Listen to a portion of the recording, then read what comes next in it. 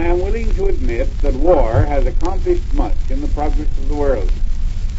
I am willing to admit that there are certain crises in the forward march of Christian civilization that perhaps could not have been met in any other way than by the sword. I am willing to admit that war develops certain heroic traits in men and furnishes a test for the evidence of the highest character. Perhaps, too, it trains and disciplines people. But the other side of the picture justifies the prayer of every man, of every civilized man, that war should be abolished, and that the suffering, cruelty, corruption, and demoralization that follow in its train should be, as far as we can bring it about, lifted as a burden from the human race. It is our duty to take every legitimate and proper step we can to persuade the nations of the world to settle their controversies in some other way.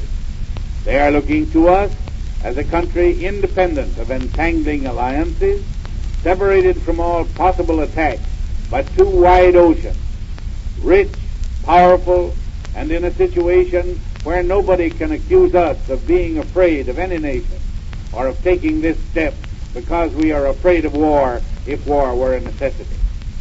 It is the common people of the world that are interested in this business.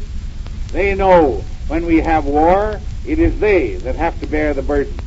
It's their sisters and mothers and daughters that have to wait, trembling, to hear the news from the battlefield to learn whether their dear ones have bitten the dust.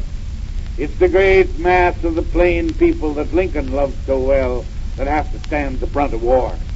They do not have the glory of coming home with the gold lace and the feathers and all that falls to the leader. They are not elected presidents because they happen to be successful. They know the demoralization that follows in the wake of war.